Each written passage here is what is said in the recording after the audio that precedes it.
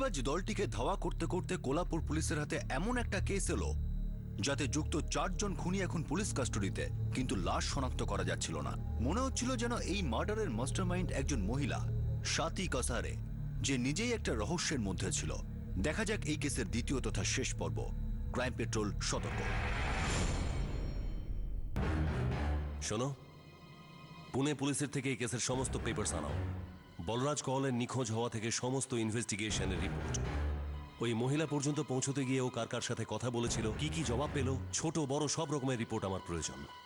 সবচেয়ে প্রথমে আমাদের এটা জানতে হবে যে স্বাতী নামের কোনো মহিলা আছে না নেই, আর যদি থাকে তাহলে কোথায়।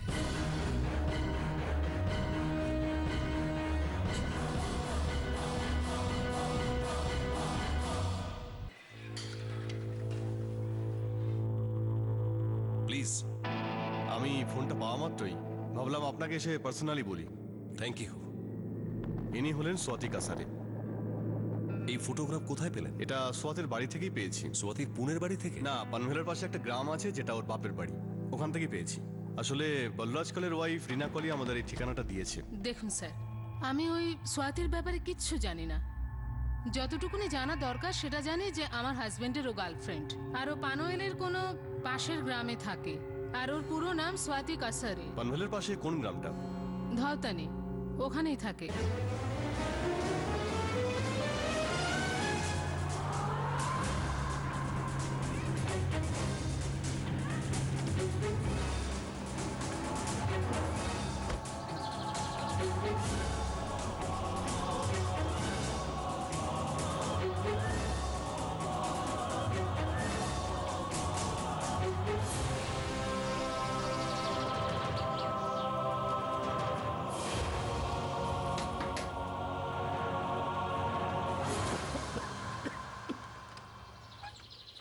কাকে দরকার? স্বাতী কাসারে কোথায়? এখানেও থাকে না।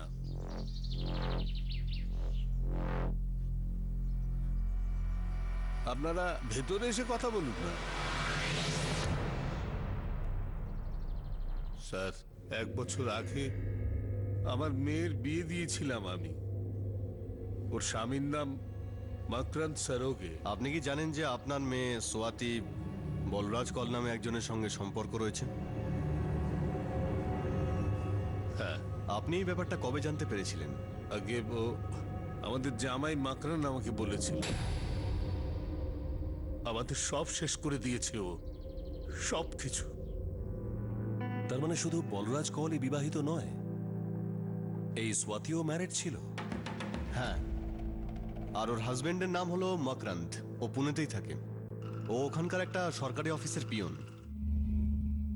মকরন্দা খুব ভালো লোক ছিলেন স্যার, স্বাতী দিদির সঙ্গে খুব ভালো মানাতো। কিন্তু এই বলরাজ কল সবসময় ওর উপর খবরদারি করত। ও পুরোপুরি শেষ হয়ে গিয়েছিল ওর হাতে। ক্লান্ত হয়ে গেছি বলরাজের থেকে। 6 বছর ধরে ব্যবহার করছে আমার। নিজের স্ত্রীকে ডিভোর্স দেওয়ার কথা বলছেই না। আমি বললাম, চলো এইভাবেই বিয়ে করে নাও আমাকে, তাও করলো না। দিদি, এখন তো তোমারও বিয়ে হয়ে গেছে মকরন্দার সাথে, তাহলে এখন বলরাজকে কেন সহ্য করছো তুমি? কিন্তু ও তো ছাড়ছে না আমাকে। আমি যেইখানে যাই আমার পেছনে পেছনে চলে আসে। আমি মায়ের বাড়ি পনভেল যাই, সেইখানেও চলে আসে ও। আমি ওকে বললাম আমার বিয়ে হয়ে গেছে। এইসব খুব নোংরা লাগে, কিন্তু না, ওই দিন আমি ওকে বললাম আমি আর ওর সঙ্গে দেখা করব না। তখন কেন দেখা করবি না? ওই তোর ফালতু বরটা তোকে কি দিচ্ছে যেটা দিতে পারছি না আমি তোকে? ভালোবাসা দেয়। মেরে তোর অন্য গালটাকেও ভেঙে দেবো। ভালোবাসার কথা আমার কাছে বলতে আসবি না। বাড়ি দিয়েছি তো তোকে আমি, খরচা করবার জন্য টাকা দিচ্ছি, ভালো চাকরি রয়েছে তোর। তো আমার ভালোবাসাটা ভালোবাসা নয়? এগুলো গোলামি আমার জন্য। দেখো তুমি এইসব ফেরত দিয়ে নাও। আমি আমার স্বামীর কাছে থাকতে চাই। তুই তো নিজেই বললি তুই ওর সাথে থেকে সুখী নোস। আমি শুধু এইটুকু চাই, 6 বছর ধরে শুধু তুমি আমাকে ঘুরিয়েছো। তোমার জন্য আমার একবার নয়, 3 বার।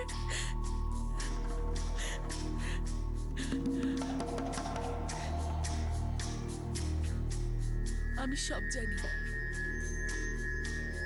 কি জানিস তুই? তুমি বাইরে অন্য মহিলাদের সঙ্গে সম্পর্ক রাখো। অন্য মেয়েটা তুই রে পাগলি। একজন তো ঘরে বসে আছে আমার নামের লাইসেন্স নিয়ে। তাহলে ওর সঙ্গেই থাকো। আমি তোমাকে বলছি, আমি তোমার সঙ্গে আর সম্পর্ক রাখবো না। কাজ করতেও আমি আসবো না। সারা জীবন তোমার মুখ দেখবো না আমি। আমার সঙ্গে দেখা করা যদি বন্ধ করে দিস না, জীবনে আর কোনোদিনই কিছু দেখতে পাবি না। কেউ কোনোদিন জানতে পারবে না আমি তোর কতগুলো টুকরো করে ফেলবো, বুঝলি?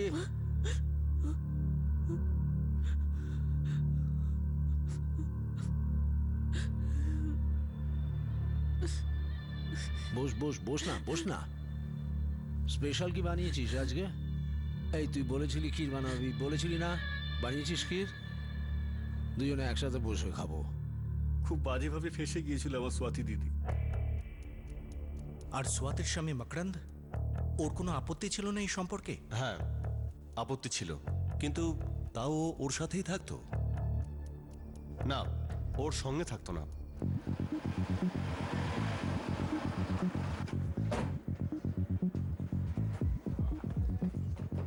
আমাকে কেন জিজ্ঞেস করছেন ও কোথায়? গিয়ে জিজ্ঞেস করুন ওই বলরাজকে। বলরাজ কলকে পাওয়া যাচ্ছে না। ওনাকে খুঁজতে খুঁজতে আমরা তোমার ওয়াইফ সোয়াতির নাম পেয়েছি, আর তারপর জানতে পারে যে ও বিবাহিত। এই জন্যই তোমার কাছে এসেছি। দেখুন স্যার, ওই বলরাজ বাঁচুক মরুক, খুঁজে পান বা না খুঁজে পান তাতে আমার কিচ্ছু যায় আসে না। আর না আমার ওই মহিলার সাথে কোনো সম্পর্ক আছে।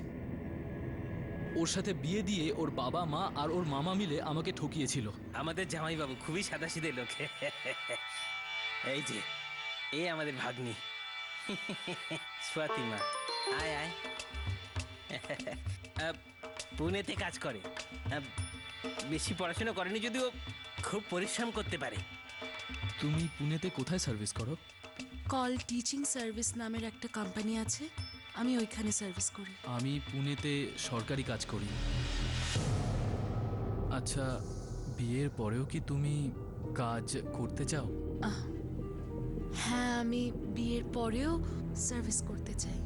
বাবা, বিয়ের পর যদি চাকরি করে তাহলে সংসারটা কে সামলাবে? আমার পছন্দ মা, আমার খুব পছন্দ। আমাদের ছেলের মেয়েকে পছন্দ হয়েছে। স্বাতিমা, তোরও মকরন্দকে ভালো লেগেছে তো? যেরকম বাবা মা বলবে। ওর মা বাবা এটা জানতো কিনা জানি না যে ওর সঙ্গে বলরাজের কোনো অ্যাফেয়ার ছিল কিনা, কিন্তু আমার স্ত্রী তো সেটা আমাকে বলতে পারতো। ও কিচ্ছু বলেনি, একদম চুপ ছিল। আর আমাদের বিয়ে হয়ে গেল। আর বিয়ের পরেও আমার স্ত্রী বলরাজের সঙ্গে বারবার দেখা করতো। প্রথমে সবকিছু আমার পেছনে হতো, তারপর সব সামনাসামনি হতো। আর তুমি কিছু বলনি? আপনারাও কিছু বলেননি? প্রথমে তো আমি ওকে ভালোবেসেছিলাম, তারপরেও আমার মা বাবা যদি বলতো তো কি বলতো। আর এমনিতে ওর সঙ্গে আমার মায়ের খুব ঝামেলা ছিল। সাহেব, আমার ছেলের জীবনটা শেষ করে দিল ওই মেয়েটা। কি না করিনি ওর জন্য আমি, স্যার। মায়ের সাথে ওর ভালো সম্পর্ক ছিল না, সেই জন্য আমি আলাদা একটা বাড়ি ভাড়া নিয়েছিলাম। আমার ক্ষমতা ছিল না অত, ভাড়া খুব বেশি ছিল, কিন্তু স্যার আমি ভেবেছিলাম হয়তো এইভাবেও ঠিক হয়ে যেতে পারে। কিন্তু না স্যার, ও শুধরালো না।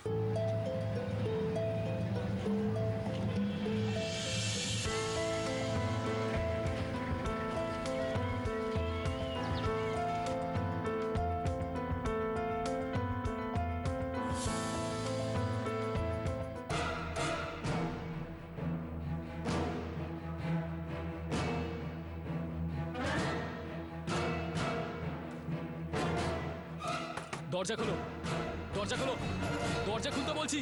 কেন চিৎকার করছো? আমার বস এসে বাড়িতে, আমি কাজ করছি। দেখতে পাচ্ছি আমি এখানে কি কাজ চলছে। এসব কি? আপনার ভালো লাগবে যদি আপনার স্ত্রীর সঙ্গে কেউ এইভাবে বসে থাকে? তাহলে এই শোন,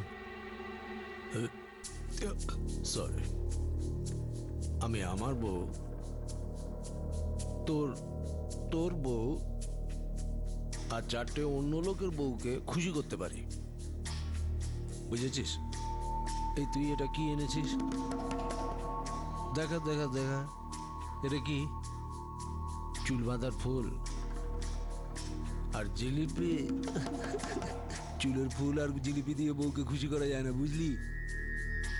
আরে বউদের মালা আর জিলিপি দিয়ে খুশি করা যায় না রে ভাই, ওদেরকে টাকা আর গয়না দিতে হয়, বুঝলি? যেটা আমার কাছে আছে, এই জীবনে ওসব দিতে পারবি না।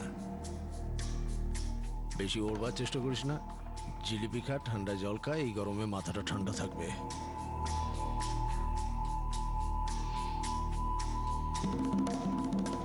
তোকে আমি পরে ফোন করছি।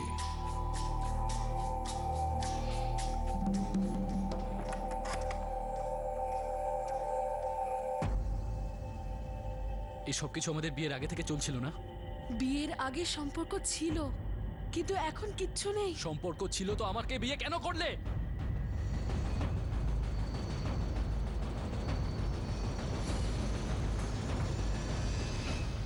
তারপরের দিন থেকে ওই বাড়িতে আমি আর কোনোদিন ফিরে যাইনি। এখানে চলে এসেছিলাম, এখানে মা আর বাবার কাছে। আর সোয়াতি ওখানেই থাকতো? হ্যাঁ স্যার, বলরাজ ওই বাড়িটা কিনে নিয়েছিল, আমার স্ত্রীকে ওখানেই রাখতো। আচ্ছা, তুমি কিছু আন্দাজ করতে পারবে যে বলরাজ আর সোয়াতি ঠিক কোথায় আছে? নরকে থাকবে স্যার, দুজনেই পাপের নদীতে পা দিয়েছিল। আমাদের সন্দেহ হচ্ছে সোয়াতি হয়তো বলরাজকে খুন করিয়েছে। এরকম কি হতে পারে? স্যার, যেখানে সম্পর্কটাই অবৈধ সেখানে সব বৈধ জিনিস অবৈধই মনে হয়। ওই বলরাজ কোনোদিনই আমার স্ত্রীর পিছু ছাড়েনি, কিন্তু আমার স্ত্রীর ওর ওপর কোনো অধিকার ছিল না, কারণ ও একজন বিবাহিত পুরুষ। বলরাজের ওয়াইফ আমাদের সবকিছু বলেছেন। বলরাজ আর সোয়াতির মধ্যে কি সম্পর্ক ছিল? ওই মহিলাও খুব চালাক স্যার, ও সেটা জানতো যে বলরাজ আমার স্ত্রীর সঙ্গে ঘরে শুধু মজা নেওয়ার জন্য। তো সোয়াতি বলরাজকে মারিয়েছে?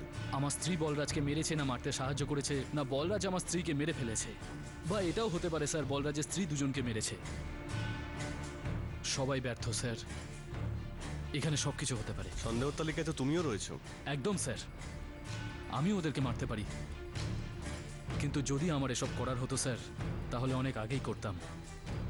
এতদিন কেন শুধু শুধু কষ্ট পেতাম স্যার? সোয়াতি আর বলরাজকে অনেক খুঁজলাম, কিন্তু এদের দুজনকে খুঁজেই পেলাম না। কিন্তু হ্যাঁ, এদেরকে খুঁজতে খুঁজতে সোয়াতির মামার কাছে পৌঁছলাম, যিনি সোয়াতি আর মাকরানদের সম্বন্ধ এনেছিলেন। কি বলবো সাহেব, এই মেয়েটা তো লজ্জায় ফেলে দিল। আমার জামাইবাবু, ওর বাবা, উনি তো জানেনি যে ও পুনা যাক, কিন্তু আমি নিজের গ্যারান্টিতে ওকে পাঠিয়েছিলাম। আমি দিদিকে বলেছিলাম যে দিদি, আমাদের স্বাতী পড়াশোনা কম করেছে কিন্তু খুব পরিশ্রম করতে পারে, পুনা গিয়ে চাকরি করলে বাড়িতে দুটো পয়সা আসবে, সবার ভালো হবে। কিন্তু এই মেয়েটা তো বলরাজ কলের সাথে উল্টোপাল্টা কাজ করে সব সর্বনাশ করে দিল। যে কেউ যে কাউকে মারতে পারে, সবাই একে অন্যকে নিয়ে বিরক্ত ছিল। সোয়াতি কাসার বলরাজ কলকে খুন করার দায়িত্ব তার দূর সম্পর্কের ভাই কুনাল মোহিতেকে দিল। কুনাল মোহিতে এই ব্যাপারে নিজের কলেজের বন্ধু নাগেশের সাহায্য নিল। নাগেশ তার এক বন্ধু হসপিটাল ওয়ার্ড বয় সঞ্জয়কে কাজে লাগালো। সঞ্জয় নিজের এক বন্ধু শেখরকে ফাঁসিয়ে দিল। শেখরের এক বন্ধু প্রসাদ সৌভাগ্যবশত আমাদের সামনে মুখ খুলল, যার জন্য এই সমস্ত দলটাকে আমরা চিনতে পারলাম। মনে হচ্ছে আমাদেরকে ভুল বোঝানো হচ্ছে। আচ্ছা, এরকম নয় তো যে আমরা একটা জিনিস খুঁজছি আর ব্যাপারটা অন্য কিছু ঘটেছে? এই হয়েছিল স্যার, আর কিচ্ছু হয়নি। আমি শুধু এটুকুই করেছি। সোয়াতি দিদি বলেছিল কলকে পুরোপুরি শেষ করে দিতে, আমি বন্ধু বান্ধব জোগাড় করি আর খুন করে দিই।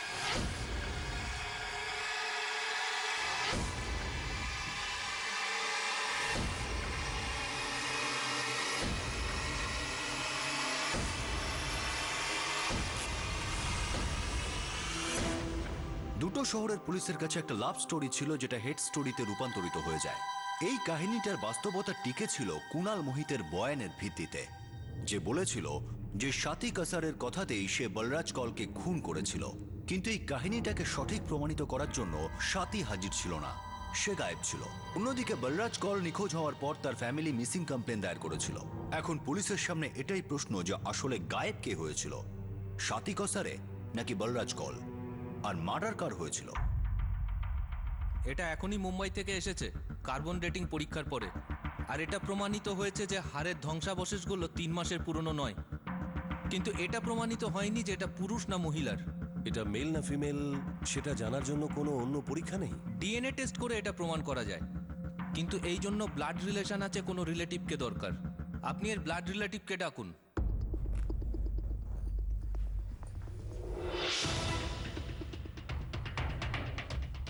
কোথায় যাচ্ছিস? কোলাপুর, ওখানকার পুলিশ ফোন করেছিল ডিএনএ টেস্টের জন্য। মা, আমার কিছু ভালো লাগছে না। এখানে বসে অপেক্ষা করার থেকে ওখানে গিয়ে যদি কোনো খবর পাওয়া যায়।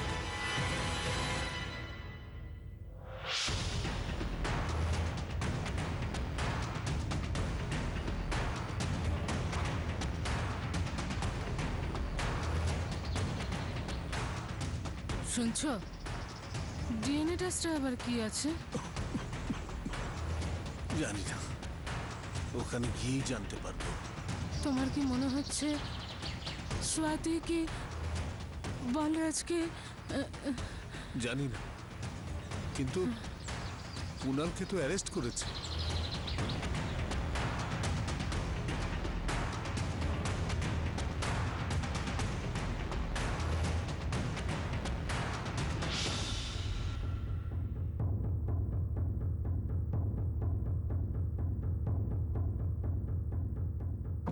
স্যার, জাভেদ মির্জা ফিরে এসেছে আর এসেই পুনে পুলিশকে ফোন করেছে। ও নিজে ফিরে এসেছে আর পুনে পুলিশকে ও নিজে ফোন করেছে? হ্যাঁ স্যার, আর সাথে ওনার ওয়াইফও আছে। জাভেদ, তোমার বন্ধু বলরাজ কল কোথায়? আমি কোথা থেকে জানবো স্যার? আমি তো 2 সপ্তাহ পরে ঘরে ফিরেছি। ও আমাকে বললো যে ওকে খুঁজে পাওয়া যাচ্ছে না, আর আপনারা আমার বাড়ি এসেছেন। কিভাবে চেনো ওনাকে? আমার পুরনো বন্ধু। শেষ কবে দেখা হয়েছিল? এই 2 সপ্তাহ আগে। আমার হায়দ্রাবাদ যাওয়ার ঠিক 1 দিন আগে। তার মানে হলো বলরাজ কল নিখোঁজ হওয়ার 1 দিন আগে কোথায় দেখা হয়েছিল?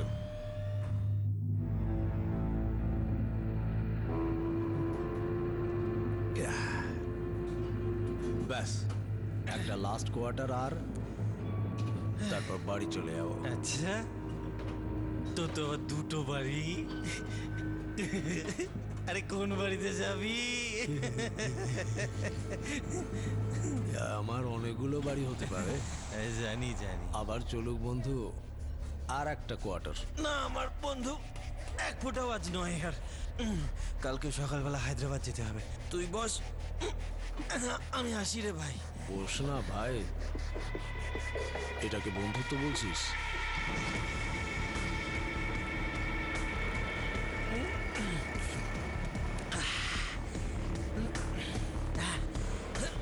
আরে ভাই, তোর বাড়ির খবর কি? ব্যাস ভাই, কেটে যাচ্ছে। তোর বাড়ির? কোন বাড়িটার কথা বলছিস ভাই?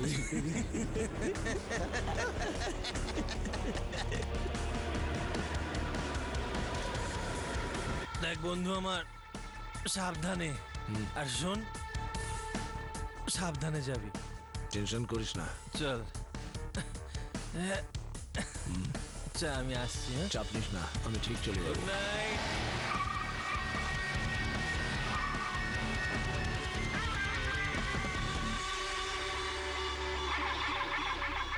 আরে তো আমার মানি ব্যাগ, এটা আপনি কোথায় পেলেন? এটা আমরা পাইনি, কোলাপুর পুলিশ পেয়েছে। ওদের হেফাজতে একজন আসামি রয়েছে যে বলেছে যে এই ওয়ালেটটা বলরাজ কলের গাড়ি থেকে পেয়েছে। হয়তো ওই রাতে গাড়িতে পড়ে গেছিল। আমি তো ভাবলাম আমার কেউ পকেট মেরেছে। আচ্ছা, আমাকে তুমি এটা বলো যে তুমি 2 সপ্তাহ হায়দ্রাবাদে ছিলে, কি করছিলে ওখানে? একটা খুব বড় পার্টি আছে, খুব বড় প্রপার্টি। আমি সেই ডিলের কথা বলতে হায়দ্রাবাদ গেছিলাম। সোয়াতি কাসারেকে তুমি কিভাবে চেনো? মোটামুটি। ও তো বলরাজের অফিস সামলাতো। আর ওর বাড়িও সামলাতো, তাই না? এটা ওদের ব্যক্তিগত ব্যাপার। আচ্ছা, এই কুনাল মোহিতে, ওর নাম শুনেছো? এই কুনাল আবার কে? আমি তো ওর নাম আগে কখনো শুনিনি। তুমি 2 সপ্তাহ হায়দ্রাবাদে ছিলে, কিন্তু তোমাকে ফোনে একবারও পাওয়া যায়নি। কেন? স্যার, আমার যে হ্যান্ডসেটটা তাতে কিছু প্রবলেম আছে, আর তাছাড়াও খুব কম কলই আমার ফোনে আসে। স্যার, এবার তো আমাকে বলুন যে বলরাজের আসলে হয়েছেটা কি? সময় হলে সব জানতে পারবে, আর তুমি আমাদেরকে বলবে বলরাজ কলের সঙ্গে ঠিক কি হয়েছে। এই লোকটাকে আমার সন্দেহ হচ্ছে। একটা কাজ করো, তুমি ওর সেলফোনের রেকর্ডস বের করো, আর ওর সেলফোনের লোকেশনও, আর সেটা কোলাপুর পুলিশকে পাঠাও। Okay sir.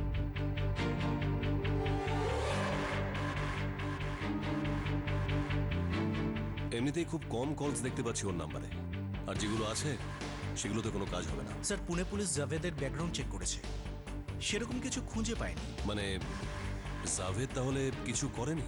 স্যার এই মুহূর্তে কুনাল মোহিতের কবুলনামা ছাড়া আমাদের হাতে আর কোনো প্রমাণ নেই। যদি এই খুনের মিথ্যে অভিযোগ ওর ঘাড়ে চাপে, কিন্তু কেন? কুনাল, এটা কি হলো আমাদের সবার সঙ্গে? আমি জানি না, আমার যা ঠিক মনে হচ্ছে আমি করেছি, ব্যাস।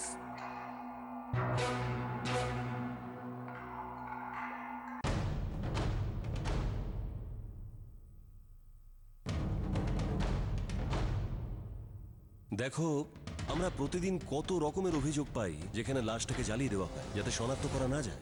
আর যদি কাজটা খুব ভালো করে ফেলা যায় তাহলে হাড়গোড়ও খুঁজে পাওয়া যাবে না। আর ওটা তো একেবারে শেষে বোঝা যায় যাকে আমরা ভিকটিম ভাবছি সেই আসলে খুনি। স্যার কুনালের কথা অনুযায়ী ও সোয়াতির জন্য সবকিছু করেছে, সোয়াতির কথায় করেছে, কিন্তু এ পর্যন্ত সোয়াতির কোনো খোঁজ নেই।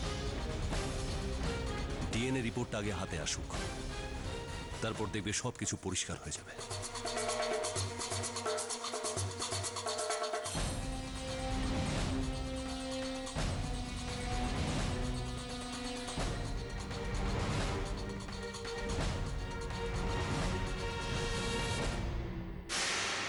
স্যার আপনি যার কথা বলেছিলেন সে কোথায় আছে আমি কিছুই জানি না। কিরে আজকাল তুই খবরে তো দিতে পারছিস না, একটা উইকেট এখনো অব্দি পাসনি। এত আউট অফ ফর্ম কবে থেকে হয়ে গেলি? কি বলছেন স্যার, এতটাও আউট অফ ফর্ম না আমি। একটা খাস খবর আছে শুধু আপনার জন্য, একেবারে গুগলি বল। আর তো বল না, কি খবর? স্যার বলরাজের অফিসে একটা ছেলে আছে জগন, স্বাতির খুব কাছের লোক। ওই সাথেকে মুম্বাইতে নিয়ে গিয়েছিল। মুম্বাই?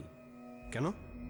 দুজনের মধ্যে কি প্রেম চলছিল? সেটা জানি না স্যার, তবে দুজনেই কিন্তু বলরাজের গাড়ি পিছু নিয়েছিল, জগন আর স্বাতি। খবরটা কিন্তু একদম পাক্কা স্যার।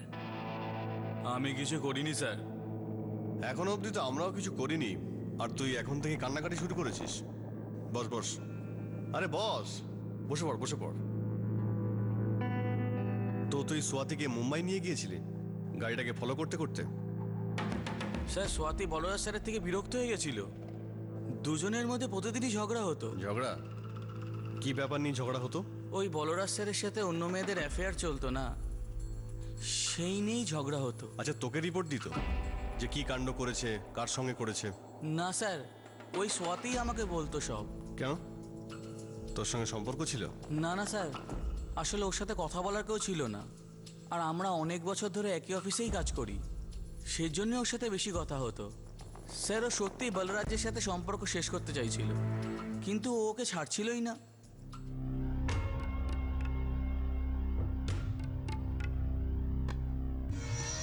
জগন, আমি আর সহ্য করতে পারছি না। যেরকম ভাবেই হোক আমি এসবের থেকে বেরোতে চাই, এই সম্পর্ক ছেড়ে দিতে চাই, একবার হাতে না হাতে ধরতে চাই ওকে। বলরাজ স্যার কাল সকালে মুম্বাই যাচ্ছে, ফোনে কথা বলছিল, মনে হলো কোনো মেয়ে ছিল। যখন আমি মুম্বাই যাব। পাগল নাকি তুই? ও তোকে থোড়াই ওর সাথে নিয়ে যাবে। ওর সঙ্গে না, আমি তোর সঙ্গে যাব। কি? হ্যাঁ, তুই তো গাড়ি চালাতে পারিস।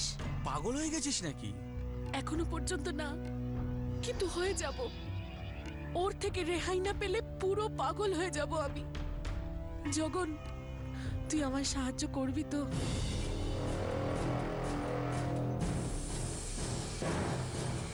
তাড়াতাড়ি।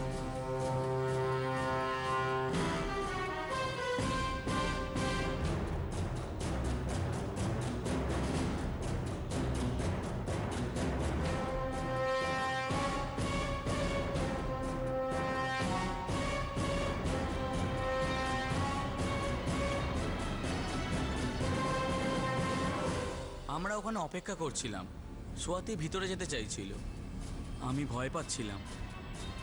তারপরে দেখলাম বলরাজ স্যার বাইরে আসছিল, হোটেলে বুকিং অ্যামাউন্ট দিয়ে ফিরছিলেন।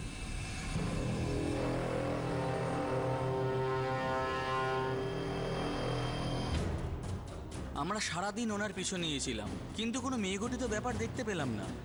ব্যাস এটুকুই হয়েছিল স্যার। তারপরে বলরাজ স্যার আর সোয়াতির মধ্যে কি হয়েছিল মায়ের দিব্যি স্যার আমি জানি না, বিশ্বাস করুন স্যার আমাকে। এই কেসটা দুটো শহরের পুলিশকে এক গোলক ধাঁধার মধ্যে ঘোরাচ্ছিল। হ্যাঁ, কিছু সন্দেহের অবসান অবশ্যই হয়েছিল, যেমন জাভেদ মির্জার অ্যাঙ্গেলটা। এটা শুধুই কাকতালীয় বিষয় ছিল যে জাভেদ সেই রাতে বলরাজ কলের সঙ্গে ছিল, যেই রাত থেকে সে গায়েব হয়ে যায়। কিন্তু এই কেসটাও তো কাকতালীয়ভাবে শুরু হয়েছিল, যখন কোলাপুর পুলিশের হাতে শেখর আর প্রকাশ হঠাৎ করেই চলে আসে। কিন্তু পুলিশের হাতে এখনো অনেক তথ্য আসাই বাকি রয়েছে। তথাকথিত খুনি লকআপে রয়েছে, কিন্তু খুন এখনো প্রমাণিত হয়নি। পুলিশ ডিএনএ রিপোর্টের জন্য অধীর আগ্রহে অপেক্ষা করছে, অথবা আরও এক আকস্মিকতার, যা এই কেসটাকে পরিণতির দিকে নিয়ে যাবে।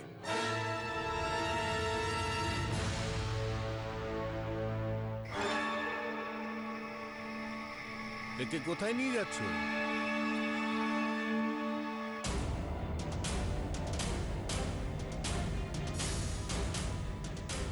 হ্যাঁ স্যার। আচ্ছা, এই লোকটাই কি সত্যিই মারা গিয়েছিল?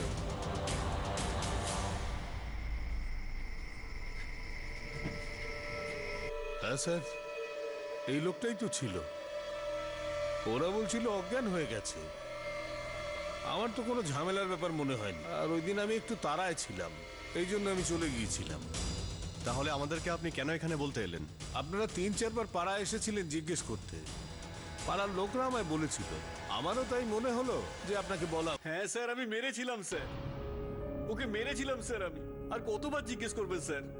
স্বাতী দিদি প্রথমে বলেছিল ধমকাতে হবে, কিন্তু আমি একা কি করে ধমকাবো স্যার? তাই আমি ওদের 3 জনকে সঙ্গে নিই, ওরাও রাজি হয়ে যায়। হঠাৎ করে স্বাতী দিদি প্ল্যান পাল্টে ফেলে। ও বলে ওকে ধমকাতে হবে না, ওকে একেবারে খতমই করে দে। তার মানে তোর বন্ধুরা ঠিকই বলেছিল, ওরা জানতো না যে ওদের মার্ডার করতে হবে। সত্যি ওদের জানা ছিল না স্যার, শুধুমাত্র আমি জানতাম।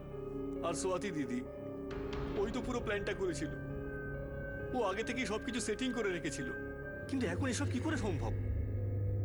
তোকে আমার দিব্যি, আর বেশি ভাবিস না। দিদি কাউকে মেরে ফেলাটা এত সহজ ব্যাপার নয়। লুচি তরকারি নেই। লুচি তরকারি ওটাই খাওয়াবো আমি ওকে, ঘুমের ওষুধের সঙ্গে। তারপর আমি ওখান থেকে চলে যাব। তারপর তুই ভেতরে আসবি, ওকে চিরকালের মতন ঘুম পাড়িয়ে দিবি।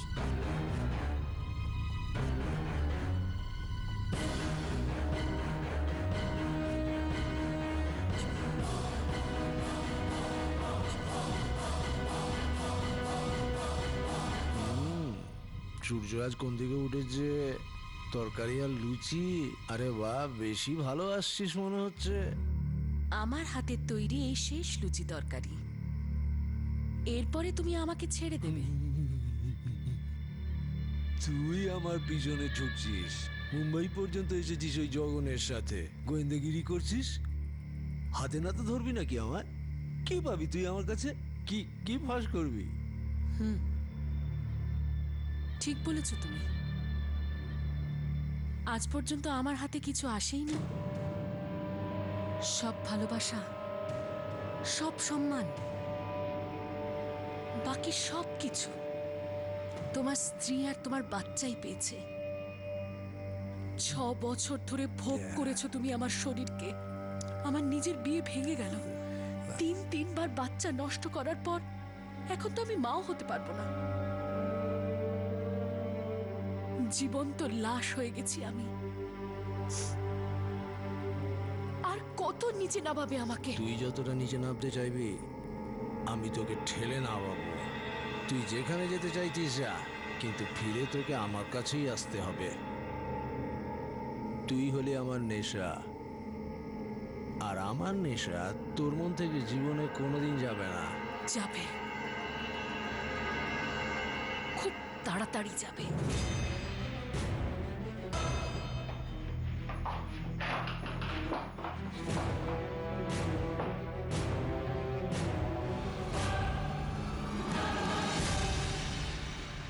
তারপর স্বাতী কোথায় চলে গেল? জানি না স্যার, শুধু এটুকু বলেছিল যে ও এমন একটা জায়গায় গিয়ে লুকোবে যেখানে কেউ ওকে খুঁজে পাবে না, কখনোই খুঁজে পাবে না। বলরাজের লাশকে পঞ্চবনীর জঙ্গলে নিয়ে গিয়ে সেটা পুড়িয়ে ফেলার আইডিয়া ওই দিয়েছিল আমাদের। ও চাইছিল যে বলরাজের লাশ যেন পাওয়াই না যায়, আর ও কোথাও দূরে চলে যাবে। স্বাতী কোথায় চলে গিয়েছে? সে এমন কোন জায়গায় গিয়ে লুকিয়ে রয়েছে যেখানে তাকে কেউ খুঁজে পাবে না?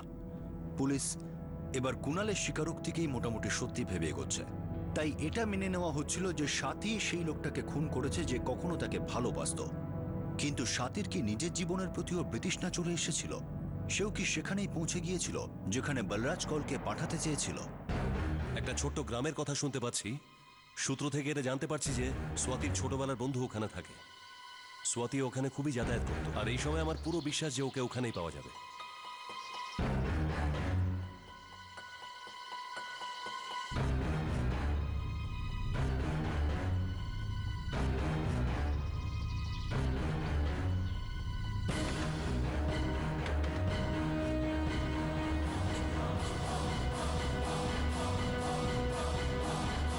কে ওখানে?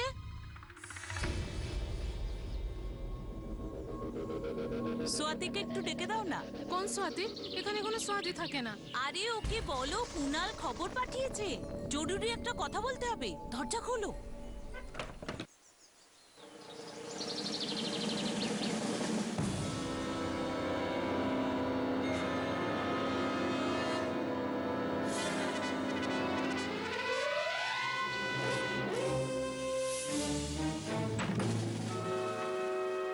কি খবর পাঠিয়েছে সোয়াতির জন্য?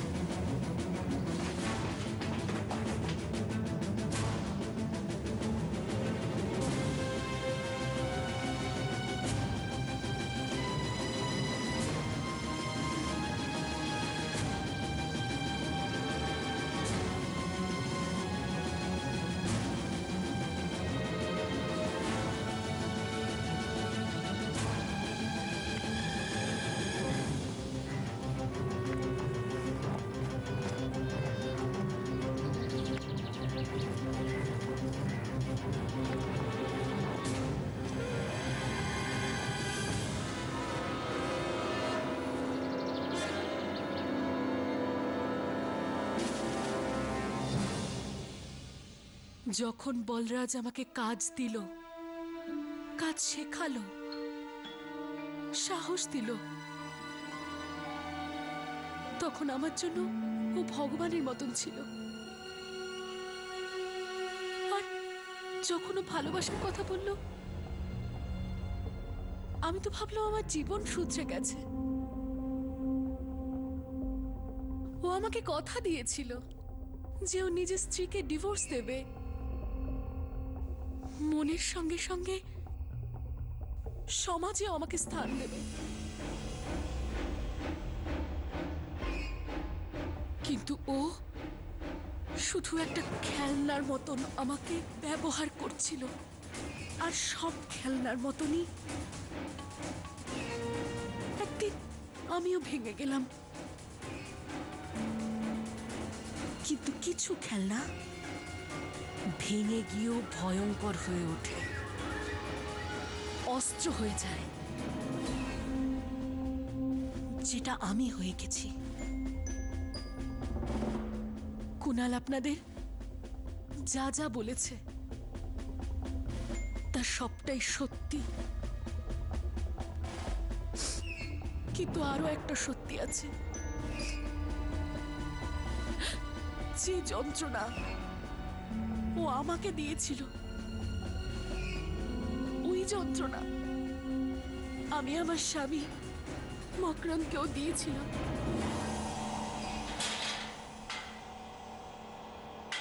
বেরো।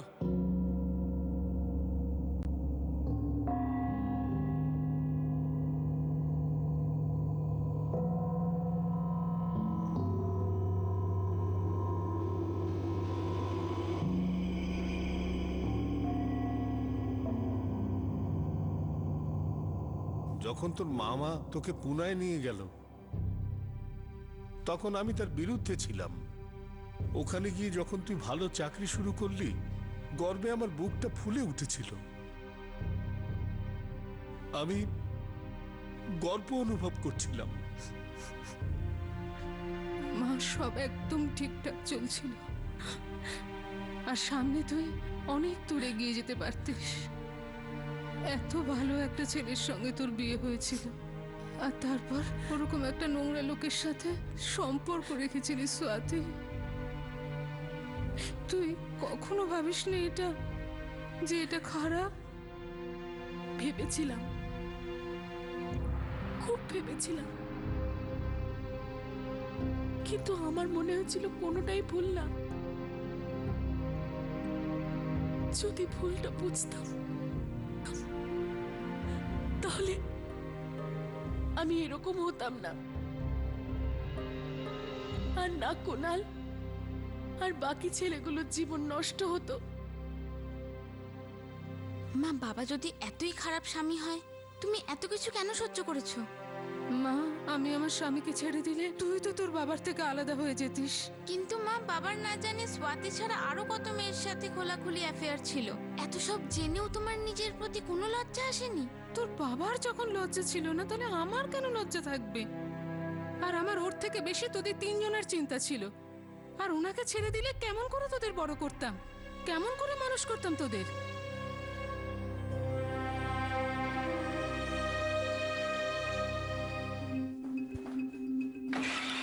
স্যার, হাতে নাতে ধরেছি এটাকে। একটা মেয়ের চেন ছিনতাই করছিল। ওই গ্যাংয়েরই মনে হচ্ছে যাদের আমরা খুঁজছিলাম। খুব ভালো হয়েছে তুমি ধরতে পেরেছো, না হলে এত বড় কেস আমরা কিভাবে উদ্ধার করতাম? স্যার, কি করব এটাকে? কথা বলবো আরামসে, ধীরে ধীরে, অনেক কথা বলা যায় না ওর মুখ থেকে কি কি বেরিয়ে আসে, যাতে কেসটা সলভ করতে পারি আমরা। শোনো, ওকে খাবার জল দাও।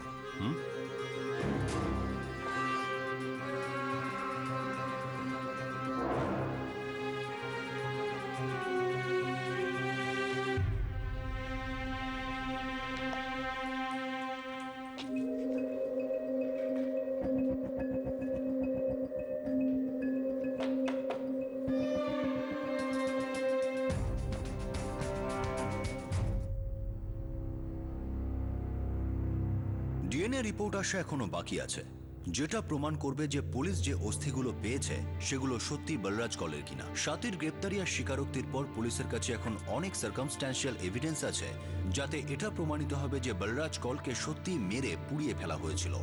কিন্তু ডিএনএ টেস্টের রিপোর্ট আসার পরেই স্বাতী, কুণাল, নাগেশ, সঞ্জয় আর শেখরের বিরুদ্ধে একটা মজবুত কেস তৈরি হবে। এই কেসটা যতটা ঘৃণায় ভরা একটা প্রেম কাহিনী ছিল, ততটাই যৌবনের লালসাও ছিল। এই কেসটাতে এমন 4 জন যুবক যুবতীর বিরুদ্ধে খুনের মামলা চলবে যাদের আগে থেকে কোনো রকম ক্রিমিনাল রেকর্ড ছিল না। মজার বিষয় হলো যে পুলিশ এই 4 জনকে ধরার জন্য তো বারই হয়নি, তারা তো চেন ছিনতাইবাজদের দলটাকে ধাওয়া করছিল। একজন পুলিশ কর্মীর হাতে এই 4 জনের মধ্যে থেকে 2 জন হঠাৎই ধরা পড়ে যখন তারা সবজি বাজারে একজন ঝালমুড়িওয়ালাকে বিরক্ত করছিল আর তাকে মিথ্যে হুমকি দিচ্ছিল। চেন স্ন্যাচিং এর মামলা থেকে বাঁচার জন্য গ্রেফতার হওয়া একটি ছেলে এই কেসটার রহস্য খুলে দেয়। এই কেসটা থেকে সবাই অনেক বড় একটা শিক্ষা পেতে পারে, আর সেটা হলো বারবার পুনরাবৃত্তি করা একটা কথা, যে অপরাধ করে কেউ কখনো লাভবান হয় না। Crime never page. ক্রিমিনাল যতই চালাকি করুক না কেন, পুলিশকে বিপথে চালনা করুক, আইনের চোখে ধুলো দিক বা উকিলের যুক্তির বর্ম পড়ে নিক, কিন্তু প্রত্যেক লুকোনো অপরাধী সে ভালোভাবেই জানে যে তার ঘুম বা তার সমস্ত সুখ শান্তি আইনের কাছে বন্ধক আছে। তার মাথার উপরে ঝুলছে খোলা তলোয়ার। আপনাদের সাথে আবার দেখা হবে ক্রাইম পেট্রোল সতর্কতায় আরো একটা রোমাঞ্চকর কেস নিয়ে। ততক্ষণ নিজের খেয়াল রাখবেন, সুরক্ষিত থাকবেন, আর মনে রাখবেন, সঠিক সময় সঠিক পদক্ষেপ। সতর্ক থাকুন। জয় হিন্দ।